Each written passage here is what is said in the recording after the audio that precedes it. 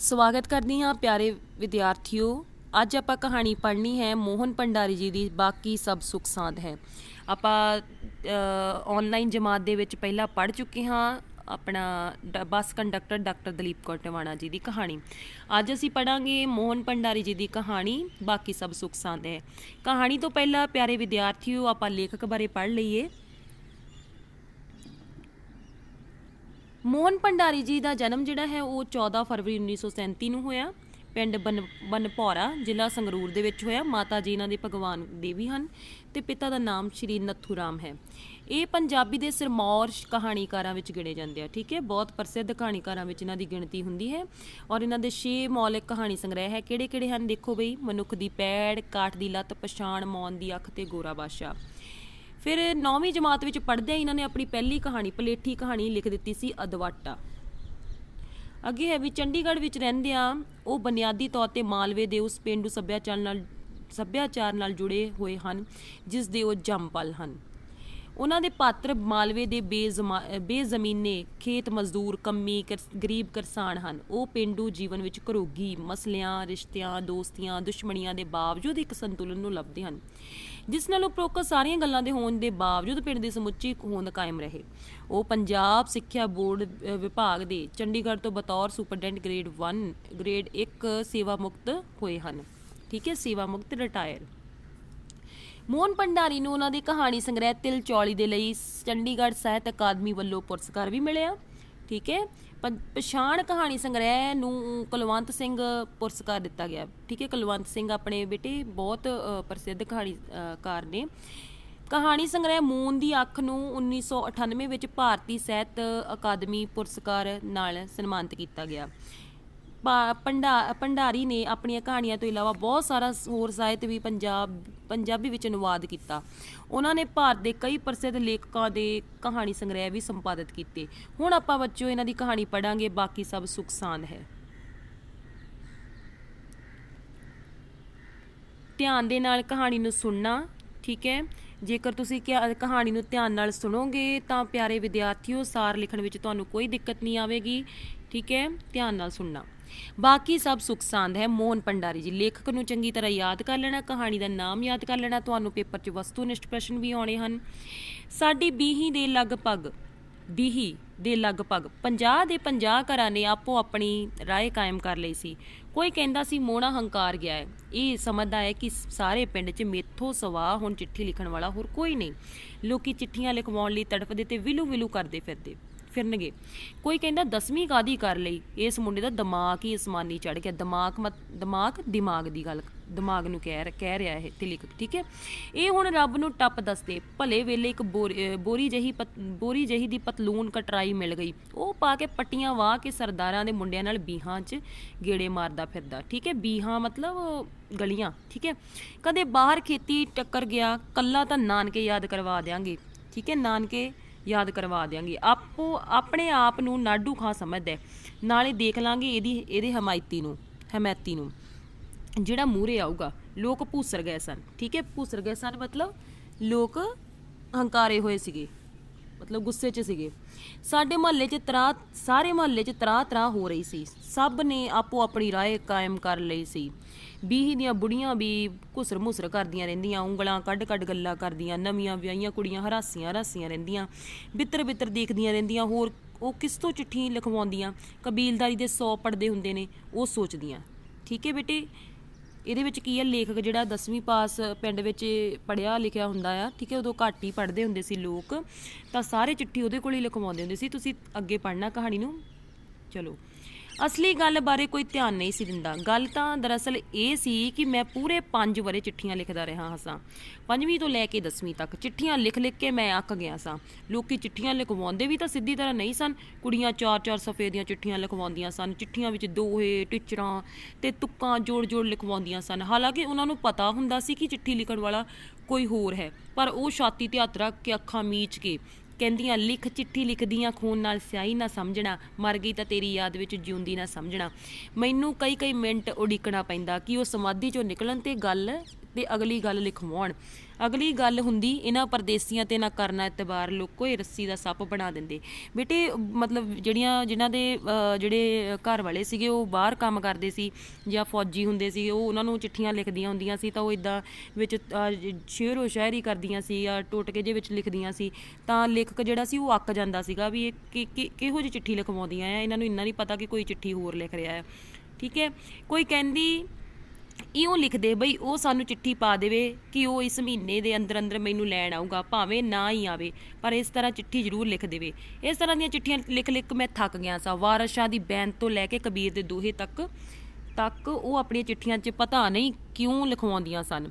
ਬੇਟੇ ਵਾਰਿਸ ਸ਼ਾਹ ਤੁਸੀਂ 10ਵੀਂ ਜਮਾਤ ਵਿੱਚ ਪੜ੍ਹੋਗੇ, ਠੀਕ ਹੈ, ਇਹਨਾਂ ਦਾ ਤੁਸੀਂ ਕਿੱਸਾ ਪੜ੍ਹਨਾ ਆ ਹੀਰ ਰਾਂਝਾ, ਠੀਕ ਹੈ। ਵਾਰਿਸ ਸ਼ਾਹ ਦੀ ਬੈਂਤ ਤੁਸੀਂ 10ਵੀਂ ਜਮਾਤ 'ਚ ਪੜ੍ਹੋਗੇ। ਕਵਿਤਾ ਨੂੰ ਲਿਖਿਆ ਲਿਖਣ ਦਾ ਜਿਹੜਾ ਢੰਗ ਹੁੰਦਾ ਉਹ ਛੰਦ, ਠੀਕ ਹੈ, ਛੰਦ ਬੈਂਤ ਛੰਦ ਦੀ ਗੱਲ ਇੱਥੇ ਕੀਤੀ ਗਈ, ਤੁਸੀਂ 10ਵੀਂ 'ਚ ਪੜ੍ਹੋਗੇ, ਠੀਕ ਹੈ। ਅਜੇ ਸ਼ਾਰਟ 'ਚ ਦੱਸ ਰਹੀ ਹਾਂ। ਵਾਰਿਸ ਸ਼ਾਹ ਦੀ ਕਿੱਸੇ ਦੀ ਇੱਥੇ ਗੱਲ ਕੀਤੀ ਵੀ ਉਹ ਕਿਸੇ 'ਚ ਬੈਂਤ ਛੰਦ ਵਰਤਿਆ ਗਿਆ, ਠੀਕ ਹੈ, ਤੋਂ ਲੈ ਕੇ ਕਬੀਰ ਦੇ ਦੋਹੇ ਤੱਕ। ਚਲੋ ਅੱਗੇ ਛੰਦ ਬਾਰੇ ਤੁਸੀਂ ਅੱਗੇ ਪੜ੍ਹੋਗੇ ਅਗਲੀਆਂ ਜਮਾਤਾਂ ਦੇ ਵਿੱਚ, ਇੰਨਾ ਕੀ ਯਾਦ ਰੱਖੋ ਹਜੇ, ਠੀਕ ਹੈ। ਵੀ ਵਾਰਿਸ ਸ਼ਾਹ ਤੋਂ ਲੈ ਕੇ ਕਬੀਰ ਜੀ ਦੇ ਦੋਹੇ ਤੱਕ ਉਹ ਸਾਰਾ ਕੁਝ ਚਿੱਠੀਆਂ ਵਿੱਚ ਲਿਖਵਾਉਂਦੀਆਂ ਸੀ। ਹੋਰ ਛੋਟੇ ਛੋਟੇ ਟੋਟਕਿਆਂ ਦਾ ਤਾਂ ਅੰਤ ਹੀ ਨਹੀਂ ਸੀ, ਪਤਾ ਨਹੀਂ ਕੀ ਕੁਝ ਲਿਖਵਾਉਂਦੀਆਂ ਰਹਿੰਦੀਆਂ ਸਨ ਉਹ।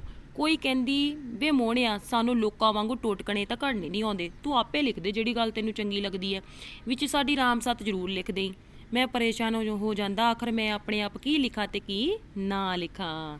ਬੁੜੀਆਂ ਆਪਣੇ ਰੋਣੇ ਰੋਂਦੀਆਂ, ਕਿਸੇ ਦੀ ਨਹੁੰ ਕਪੱਤੀ ਸੀ, ਕਿਸੇ ਦੀ ਧੀ ਦੁਖੀ ਸੀ, ਕਿਸੇ ਦਾ ਪੁੱਤ ਫੌਜ 'ਚ ਭਰਤੀ ਹੋ ਗਿਆ ਸੀ, ਕਿਸੇ ਦਾ ਹੱਥ ਤੰਗ ਸੀ, ਮੁਕੱਦਮਾ ਉਹਨਾਂ ਨੂੰ ਖਾਈ ਜਾ ਰਿਹਾ ਸੀ, ਮਹੀਨੇ 'ਚ 2-2 ਤਰੀਕਾਂ ਪੈਂਦੀਆਂ ਸਨ, ਮਤਲਬ ਕਈਆਂ ਦੇ ਕੋਰਟ ਕਚਹਿਰੀਆਂ ਦੇ ਚੱਕਰ ਸੀਗੇ, ਠੀਕ ਹੈ, ਤਰੀਕਾਂ ਪੈਂਦੀਆਂ ਆ। ਫਿਰ ਕਿਸੇ ਦੀ ਧੀ ਨੂੰ ਲੰਮੀ ਬਿਮਾਰੀ ਸੀ, ਸਹੁਰੇ ਉਹਨੂੰ ਲਿਜਾਂਦੇ ਨਹੀਂ ਸੀ, ਉਹ ਪੇਕਿਆਂ ਦਾ ਬੂਹਾ ਮੱਲੀ ਬੈਠੀ ਸੀ, ਉਹ ਨਾ ਮਰਦੀ ਸੀ ਤੇ ਨਾ ਰਾਜੀ ਹੁੰਦੀ ਸੀ। ਡਾਕਟਰ ਦੇ ਨਿੱਤ ਨਵੇਂ ਲੋਦੇ ਲਾ ਕੇ ਕੁੜੀ ਦਾ ਸਰੀਰ ਛਾਣ ਦਿੱਤਾ ਸੀ, ਠੀਕ ਹੈ, ਡਾਕਟਰ ਦਾ ਘਰ ਭਰ ਰਿਹਾ ਸੀ, ਉਹ ਦਿਨ ਬ ਦਿਨ ਕੰਗਾਲ ਹੋ ਰਹੇ ਸਨ, ਬਰਬਾਦ ਹੋ ਰਹੇ ਸਨ, ਹੋਰ ਗਰੀਬ ਹੋਈ ਜਾ ਰਹੇ ਸਨ, ਠੀਕ ਹੈ। ਬੇਟੇ ਆਹ ਸਾਰੀਆਂ ਸਮੱਸਿਆਵਾਂ ਜੋ ਪਿੰਡ ਦੇ ਲੋਕ ਉਹਦੇ ਤੋਂ ਚਿੱਠੀਆਂ ਦੇ ਵਿੱਚ ਲਿਖਵਾਉਂਦੇ ਰਹਿੰਦੇ ਹੁੰਦੇ ਸੀ। ਗੱਲ ਕੀ ਲੋਕਾਂ ਦੇ ਦੁੱਖ ਲਿਖ ਲਿਖ ਕੇ ਮੈਂ ਵੀ ਦੁਖੀ ਹੋ ਜਾਂਦਾ ਸੀ, ਸਾਰਾ ਦਿਨ ਸੋਚਦਾ ਰਹਿੰਦਾ ਇਹ ਲੋਕ ਵੀ ਕਦੀ ਰਾਜੀ ਖੁਸ਼ੀ ਹੋਣਗੇ, ਖੁਸ਼ੀਆਂ ਮਨਾਉਣਗੇ ਤੇ ਮੇਥੋਂ ਸੋਹਣੀਆਂ ਸੋਹਣੀਆਂ ਗੱਲਾਂ ਲਿਖਵਾਉਣਗੇ, ਉਹ ਗੱਲਾਂ ਜਿਹੜੀਆਂ ਮੈਨੂੰ ਨਾ ਕਰਨ, ਮੈਨੂੰ ਦੁਖੀ ਨਾ ਕਰਨ, ਮੈਨੂੰ ਖੁਸ਼ ਰੱਖਣ, ਸਦਾ ਖੁਸ਼। ਸੋਚਦਾ ਮੈਂ ਗੌਤਮ ਬੁੱਧ ਦੀ ਫਿਲਾਸਫੀ 'ਚ ਜਾ ਵੜਦਾ। ਇਹ ਦੁਨੀਆ ਦੁੱਖਾਂ ਦਾ ਘਰ ਹੈ। ਬੇਟੇ ਤੁਸੀਂ ਸਮਾਜਿਕ ਸਿੱਖਿਆ ਦੇ ਵਿੱਚ ਪੜ੍ਹਦੇ ਹੋਣੇ ਆ ਨਾ ਗੌਤਮ ਬੁੱਧ ਧਰਮ ਬਾਰੇ, ਉਹਦੇ ਵਿੱਚ ਤੁਸੀਂ ਇੱਕ ਸਿੱਖਿਆ ਪੜ੍ਹੀ ਹੋਣੀ ਮਹਾਤਮਾ ਬੁੱਧ ਜੀ ਨੇ ਦਿੱਤੀ ਆ ਵੀ ਇਹ ਜਿਹੜਾ ਦੁਨੀਆ ਹੈ ਇਹ ਦੁੱਖਾਂ ਦਾ ਘਰ ਆ। ਤੇ ਉਹ ਮਤਲਬ ਲੇਖਕ ਇੰਨਾ ਦੁਖੀ ਸੀ ਵੀ ਉਹਨੂੰ ਇਹ ਲੱਗਣ ਲੱਗ ਪਿਆ ਵੀ ਵਾਕਈ ਦੁਨੀਆ ਦੁੱਖਾਂ ਦਾ ਘਰ ਹੀ ਆ, ਕੋਈ ਸੁਖੀ ਤਾਂ ਹੈ ਹੀ ਨਹੀਂ ਆ, ਸਾਰੇ ਚਿੱਠੀਆਂ ਮੇਰੇ ਤੋਂ ਦੁੱਖ ਭਰੀਆਂ ਲਿਖਾਉਣ ਆਉਂਦੇ ਆ।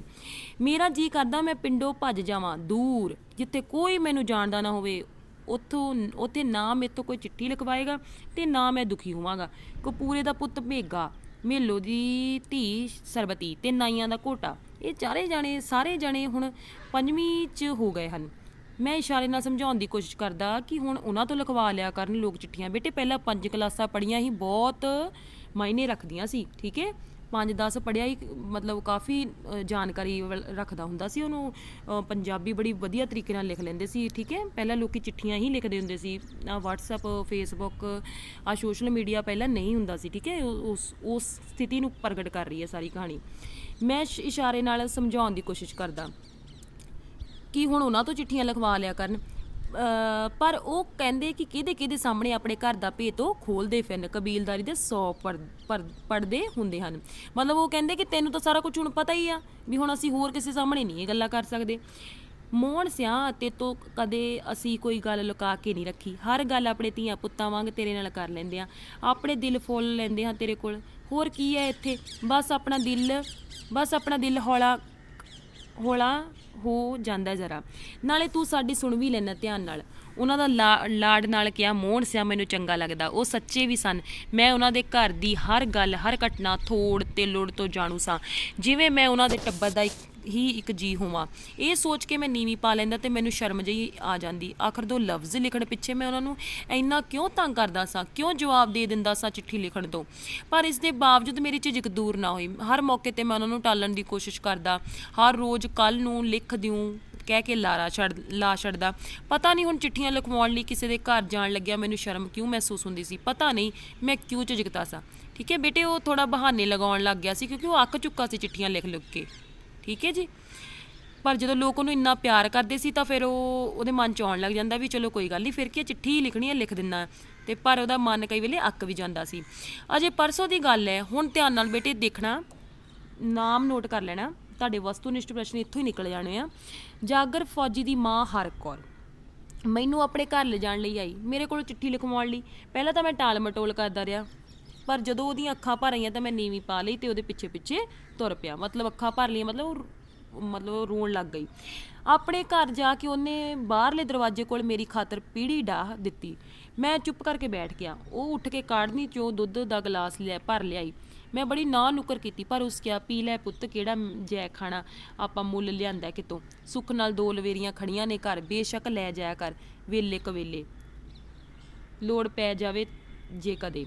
ਅਸੀਂ ਪੁੱਤ ਤੇਰਾ ਹੱਕ ਨਹੀਂ ਰੱਖਦੇ, ਬਸ ਚਿੱਠੀ ਦੇ ਬੋਲ ਜ਼ਰਾ ਚੰਗੇ ਲਿਖ ਦਈ। ਆਹ ਲੈ ਫੜ ਕਾਟ, ਠੀਕ ਹੈ, ਕਾਰਡ, ਠੀਕ ਹੈ।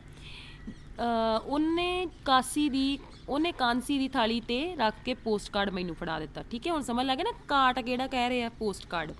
ਪਹਿਲਾਂ ਦੁੱਧ ਦੀ ਘੁੱਟ ਭਰ ਲੈ ਪੁੱਤ, ਬੈ ਬਰਜੂ। ਉਹਨੇ ਪਿੱਤਲ ਦੇ ਗਲਾਸ ਵੱਲ ਇਸ਼ਾਰਾ ਕੀਤਾ। ਮੈਂ ਸੰਗਦਿਆਂ ਗਲਾਸ ਮੂੰਹ ਨੂੰ ਲਾ ਲਿਆ, ਪਰ ਇੱਕਦਮ ਮੂੰਹ ਤੋਂ ਲਾ ਲਿਆ। ਗਰਮ ਦੁੱਧ ਨੇ ਮੇਰੀ ਜੀਭ, ਗਰਮ ਗਲਾਸ ਨੇ ਮੇਰੇ ਬੁੱਲ ਫੂਕ ਦਿੱਤੇ।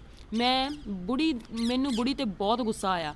ਮੇਰੀ ਜੀਭ ਅਜੇ ਵੀ ਜਲੂੰ ਕਰ ਰਹੀ ਸੀ। ਠੀਕ ਹੈ, ਸਾੜ ਜਿਹਾ ਪੈ ਰਿਹਾ ਸੀ। ਜਦੋਂ ਆਪਣੀ ਵੀ ਜੀਭ ਸੜ ਜਾਵੇ ਨਾ, ਤੱਤਾ ਦੁੱਧ ਪੀ ਲਈਏ, ਚਾਹ ਪੀ ਲਈਏ ਤਾਂ ਜੀਭ ਸਾੜ ਜਿਹਾ ਮਾਰਦੀ ਆ, ਉਸ ਤਰ੍ਹਾਂ ਬੁੜੀ ਵੀ ਡਰ ਜਿਹੀ ਗਈ। ਉਹਨੇ ਦੁੱਧ ਫੈਂਟ ਪਾਣੀ ਵਰਗਾ ਕਰ ਦਿੱਤਾ, ਜਿਹੜਾ ਮੈਂ ਇੱਕੋ ਸਾਹ ਪੀ ਲਿਆ। ਅੰਦਰੋਂ ਥਮਲਿਓ ਉਸ ਕਿਸੇ ਦੀ ਹਾਏ ਦੀ ਆਵਾਜ਼ ਆਈ। ਪੁੱਛਣ 'ਤੇ ਪਤਾ ਲੱਗਾ ਕਿ ਉਹ ਕਰਤਾਰੋ ਸੀ। ਠੀਕ ਹੈ ਬੇਟੇ, ਨੋਟ ਕਰ ਲਓ ਨਾਮ। ਹਰ ਕੌਰ ਦੀ ਨੌਂ, ਜਿਸ ਪਰਸੋਂ ਪੁੱਤ ਜੰਮਿਆ ਸੀ। ਅੰਦਰ ਮੰਜੇ 'ਤੇ ਪਈ ਉਹ ਕਰਾ ਰਹੀ ਸੀ। ਉਹਨੂੰ ਪਰਸੋਂ ਤੋਂ ਹੀ ਦਰਦ ਹੋ ਰਿਹਾ ਸੀ, ਜਿਹੜੇ ਅਜੇ ਤੱਕ ਨਹੀਂ ਸੀ ਟਿਕਿਆ। ਬੁੜੀ ਨੇ ਹੌਕਾ ਭਰ ਕੇ ਕਿਹਾ, ਪੁੱਤ ਮੋਹਣਿਆ, ਜਰਾ ਚੰਗੀ ਤਰ੍ਹਾਂ ਲਿਖੀ ਚਿੱਠੀ, ਜਿਹਨੂੰ ਪੜ੍ਹ ਕੇ ਮੁੰਡਾ ਫੌਜ 'ਚੋਂ ਨਾਵਾਂ ਕਟਾ ਆਵੇ। ਅਸੀਂ ਬਹੁਤ ਦੁਖੀ ਹਾਂ ਪੁੱਤ। ਉਹਦੀਆਂ ਅੱਖਾਂ ਭਰ ਆਈਆਂ। ਮੇਰਾ ਵੀ ਦਿਲ ਬੜਾ ਖਰਾਬ ਜਿਹਾ ਹੋ ਗਿਆ। ਮੈਂ ਆਪਣੇ ਵੱਲੋਂ ਰਾਜੀ ਖੁਸ਼ੀ ਲਿਖੀ, ਉਹਦੀ ਰਾਜੀ ਖੁਸ਼ੀ ਪੁੱਛੀ, ਅਤੇ ਫਿਰ ਸਵਾਲੀਆਂ ਨਜ਼ਰਾਂ ਨਾਲ ਬੁੜੀ ਵੱਲ ਵੇਖਣ ਲੱਗਾ। ਲਿਖ ਪੁੱਤ ਬਈ ਉਹਦਾ ਬਾਪੂ 5ਵੀਂ ਤਰੀਕ 'ਤੇ ਜਾ ਆਇਆ, ਇਸ 15 ਦੀ ਫੇਰ ਪੇਸ਼ੀ ਪੈ ਗਈ। ਹੋਰ ਮੈਂ ਲਿਖ ਕੇ ਪੁੱਛਿਆ। ਦੀਪੋ ਦੇ ਪ੍ਰਾਹੁਣੇ ਦਾ ਅਜੇ ਪਤਾ ਨਹੀਂ ਕਿੱਥੇ ਗਿਆ, ਕਿੱਥੇ ਹੈ ਕਿੱਥੇ ਨਹੀਂ। ਉਹ ਵੀ ਗੌਰ ਕਰਕੇ ਉੱਧਰੋਂ ਥੋ ਪਤਾ ਕੱਢੇ। ਬੁਰੀ ਮੈਸ ਐਤਕਾਂ ਤੂੰ ਗਈ, ਨਾਲੇ ਉਹਦੀ ਪੂਛ ਨੂੰ ਬਾਹਮਣੀ ਲੱਗ ਗਈ। ਬੇਟੇ ਬਾਹਮਣੀ ਇੱਕ ਬਿਮਾਰੀ ਆ, ਠੀਕ ਹੈ, ਪਸ਼ੂਆਂ ਨੂੰ ਲੱਗਦੀ, ਪਰ ਹੁਣ ਠੀਕ ਹੈ। ਪੂਛ ਵੱਢ ਕੇ ਮੈਸ ਦੀ ਕਦਰ ਵੀ ਅੱਧੀ ਰਹਿ ਗਈ। ਮੈਨੂੰ ਪਤਾ ਨਾ ਲੱਗਾ ਕਿ ਇਹ ਗੱਲ ਉਹਨੇ ਮੇਰੇ ਨਾਲ ਕੀਤੀ ਸੀ ਜਾਂ ਲਿਖਣ ਲਈ ਕਹੀ ਸੀ, ਪਰ ਮੈਂ ਲਿਖ ਹੀ ਦਿੱਤੀ। ਠੀਕ ਹੈ, ਉਹ ਬੁੜੀ ਜਿਹੜੀ ਸੀ ਆਪਣੇ ਸਾਰੇ ਦਰਦ ਜਿਹੜੇ ਦੱਸਣ ਲੱਗ ਗਈ ਵੀ ਦੀਪੋ ਦੀ ਕੁੜੀ ਨਾਲ ਇਸ ਤਰ੍ਹਾਂ ਹੋਇਆ, ਘਰ ਵਿੱਚ ਜਿਹੜੀ ਮੈਂ ਰੱਖੀ ਹੋਈ ਉਹਨਾਂ ਵੀ ਇਸ ਤਰ੍ਹਾਂ ਹੋਇਆ ਵਾ। ਠੀਕ ਹੈ, ਅਤੇ ਕੋਰਟ 'ਚ ਜਿਹੜਾ ਮੁਕੱਦਮਾ ਚੱਲ ਰਿਹਾ ਉਹਦੀ ਤਰੀਕ ਇੱਦਾਂ ਅੱਗੇ ਪੈ ਗਈ, ਸਾਰਾ ਕੁਛ ਆਪਣਾ ਦੱਸਦੀ ਆ। ਨਾਰੇ ਬਲਦ ਦਾ ਕੰਨਾ ਮਤਾੜਿਆ ਗਿਆ। ਐਤਕੀ ਜੇ ਪਤਾ ਹੁੰਦਾ ਬਾਰੂ ਨੂੰ ਨਾ ਵੇਚਦੇ, ਪਰ ਵੇਚਦੇ ਵੀ ਕਿੱਦਾਂ ਨਾ, ਹਾਲਾਜੂ ਦੇਣਾ ਸੀ। ਖੇਤੀਆਂ ਤਾਂ ਜੈ ਖਾਣੀਆਂ, ਐਤਕੀ ਪਾਣੀ ਨੇ ਮਾਰ ਲਈਆਂ। ਠੀਕ ਹੈ, ਕਾਲਜੇ 'ਚ ਰੁੱਗ ਭਰਦਾ, ਗੋਡੇ ਪਾਣੀ ਦੇ ਕੇ ਖੇਤਾਂ ਦੇ। ਉਹ ਲਗਾਤਾਰ ਬੋਲੀ ਗਈ, ਉਹ ਸਾਰਾ ਕੁਛ ਬੋਲੀ ਗਈ ਵੀ ਸਾਡੇ ਖੇਤਾਂ ਦਾ ਕੀ ਹਾਲ ਹੈ, ਫਸਲਾਂ ਦਾ ਕੀ ਹਾਲ ਹੈ। ਇਹ ਬਾਰੂ ਕੌਣ ਹੋਇਆ, ਮੈਂ ਪੁੱਛਿਆ। ਆਪਣਾ ਬੱਚਾ ਸੀ ਪੁੱਤ, ਘਰ ਦਾ ਪਾਲਿਆ ਹੋਇਆ। ਮੈਂ ਚੰਦਰੇ ਨੂੰ ਸਾਰਾ ਦੁੱਧ ਛੱਡਦੀ ਰਹੀ। ਮੁੰਡਾ ਕਹਿੰਦਾ ਵੇਚਣਾ ਨਹੀਂ, ਬੜਾ ਸੋਹਣਾ ਵਹਿਕੜਾ ਨਿਕਲੂ। ਇਹ ਉਹਦੀਆਂ ਮੇਲੇ ਤੋਂ ਲਿਆਂਦੀਆਂ ਘੁੰਗਰਾਲਾਂ ਤੇ ਨੱਥਾਂ ਅਜੇ ਬਹੂ ਦੇ ਸੰਦੂਕ 'ਚ ਜਿਉਂ ਦੀਆਂ ਤਿਉਂ ਪਈਆਂ ਨੇ। ਸਾਨੂੰ ਪਾਉਣੀਆਂ ਵੀ ਨਸੀਬ ਨਾ ਹੋਈਆਂ। ਜਿੱਦਣ ਵਿਕ ਗਿਆ ਤੇਰੇ ਚਾਚੇ ਨੇ ਟੁੱਕ ਦੀ ਇੱਕ ਬੁਰਕੀ ਨਾ ਖਾਧੀ, ਥਮਲੇ ਨਾਲ ਲੱਗ ਕੇ ਬੈਠਾ ਰਿਹਾ ਸਾਰਾ ਦਿਨ ਨੀਵੀਂ ਪਾ ਕੇ। ਹੋਰ ਕੀ ਲਿਖਾਂ ਚਾਚੀ, ਹੁਣ ਤੁਹਾਨੂੰ ਸਮਝ ਲੱਗ ਗਿਆ ਨਾ, ਇਹ 'ਤੇ ਵੱਛੇ ਦੀ ਗੱਲ ਕੀਤੀ ਗਈ ਆ। ਠੀਕ ਹੈ, ਉਹ ਜਿਹੜਾ ਬਾਰੂ ਉੱਪਰ ਗੱਲ ਕਰ ਰਿਹਾ। ਹੋਰ ਕੀ ਲਿਖਾ ਚਾਚੀ, ਮੈਂ ਕਵੇਲਾ ਹੁੰਦਾ ਦੇਖ ਕੇ ਕਿਹਾ। ਠੀਕ ਹੈ, ਉੱਧਰੋਂ ਟਾਈਮ ਹੋ ਰਿਹਾ ਸੀ, ਜ਼ਿਆਦਾ ਸਮਾਂ ਲੰਘ ਰਿਹਾ ਸੀ, ਹਨੇਰਾ ਹੋ ਰਿਹਾ ਸੀਗਾ, ਅਤੇ ਉਹ ਸੋਚ ਰਿਹਾ ਸੀ ਵੀ ਚਾਚੀ ਨੇ ਹਜੇ ਹੋਰ ਚਿੱਠੀ ਲਿਖਵਾਉਣੀ ਆ। ਉਹ ਚਾਚੀ ਵੱਲ ਦੇਖ ਰਿਹਾ ਸੀ ਕਿ ਚਾਚੀ ਛੇਤੀ ਚਿੱਠੀ ਲਿਖਵਾਵੇ। ਹੋਰ ਲਿਖਦੇ ਪੁੱਤ ਬਈ ਕਰਤਾਰੋ ਦੇ ਕਾਕਾ ਹੋ ਕੇ ਗੁਜ਼ਰ ਗਿਆ ਹੈ।